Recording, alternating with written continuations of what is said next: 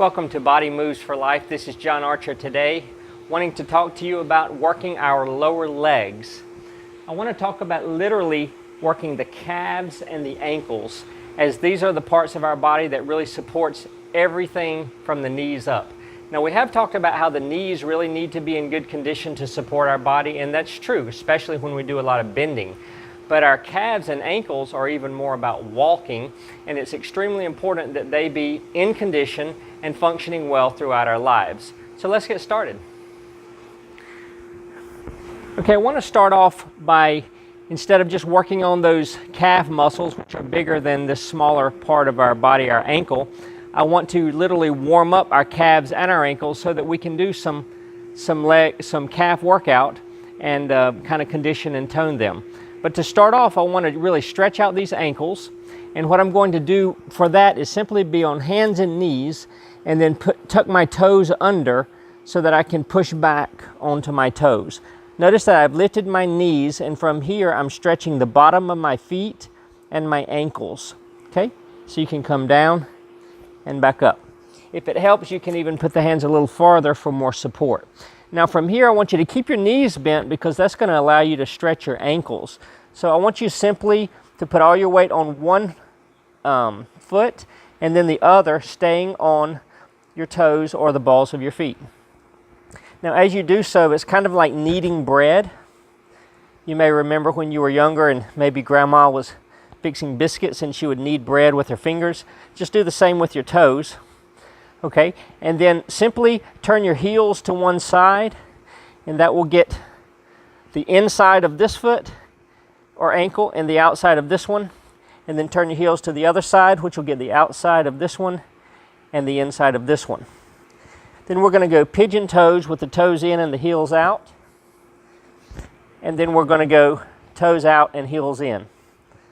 From there, simply rest a moment by sitting on your ankles, and this will stretch out the front of your ankle here. And if this is too hard to do, simply keep your weight up, maybe put your hands back and sit back as much as you can, which will stretch some through the knees and definitely the ankles. If you can push up like this a little bit to stretch your ankles as well in the front. Okay, from this position, this would be the ideal.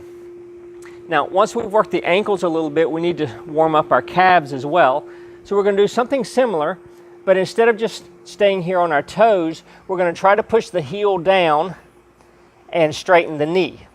Now, whatever angle you need to be at, if your hands are closer, it's going to stretch more through your hamstring, but it will also allow you to get your heel flat. If your hands are farther, it takes a little more work to get your heel flat. But with that said, we'll switch from one to the other, really working on straightening the knee and really stretching out this part of the leg, the calf. Okay, so 1 and 2 and 3 and 4. And what I would recommend is do some of these with your calf and then transition right to your ankles. Okay, and then calf and then ankles. And remember on the ankles to switch from side to side and pigeon toes and then toes out.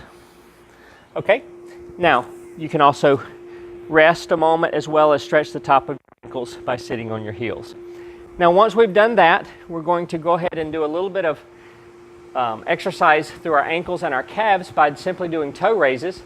So we'll start off with the side angle, and you can definitely hold on to a chair or a railing. Okay, but we're just going to go up on our toes and down. Okay, up and down, up and down. If you can, hold it up on your toes for a moment. And if you are balancing on something, maybe release your hands for a moment to work on your balance, but maintain your balance on whatever you're holding if you need to. Okay, so holding up on the toes is really good for both balance and for strengthening your calves and ankles. Okay, so we're going to do a toe raise with a pause at the top and down. Toe raise with a pause at the top and down. If you'll do these daily, you truly will begin to condition your ankles simply by the stretching warm-up that we did as well as now we're building some with resistance training by using the weight of our body to stretch and warm up and exercise our ankles and our calves. Okay, I'm noticing that I'm getting some fatigue here in my calf. I'm doing a pretty good little workout here. Now, we didn't stretch actually the outside of our ankles, and one way to do that is to simply roll your ankle over like this. I'll often do this when I'm standing in a grocery line, instead of maybe looking at all those silly magazines in the line. I'll simply do something like this. Or maybe, instead of buying that candy bar in the grocery line, I might just work on rolling both of them. Like this. Now, if you have on your tennis shoes, it will really roll and be an extremely good stretch, but kind of warm up to it by doing one or the other until you get comfortable doing both. And then to work the inside of the ankle, we did this one where we had our knees bent and we put the heels to the side. And remember, this foot, not this one, this works the outside of the ankle, but this right foot here is getting the inside of my ankle right here with the stretch. But you can also do that in this manner by putting your hands down and your feet down, but squatting over to one side. Now I'm going to point this toe and I'm going to roll onto that ankle with a straight leg. And that also is stretching through that ankle as well as the hip. Okay, I'm going to go to the other side. I'm going to point that toe, keep the knee straight. I'm going to roll that ankle. However, if that's too complicated, again, we worked on this one with the toes tucked under and putting the heels to the side and the heels to the side. Now, these are just a few ideas. There's many other things you can do for your ankles and for your calves, but these are things you can do simply by having a mat, the floor, and using gravity and using your own body weight and whatnot to condition your ankles and your calves.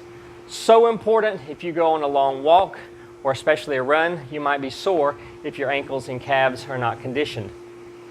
I find it extremely important. I know that when people have maybe ankle injuries in sports or whatnot, you know, once your foot or your ankle is not functioning well, the rest of your body doesn't function well simply because everything is weighted on top of your ankles. So, and then the calves, you know, I see bicycle riders often with really nice conditioned, strong calves, all the more to stretch those out if you're going to be using those that much, as well as if you don't do a lot of cycling, something like this will continue to at least help you maintain some type of resistance and conditioning in your calves as well.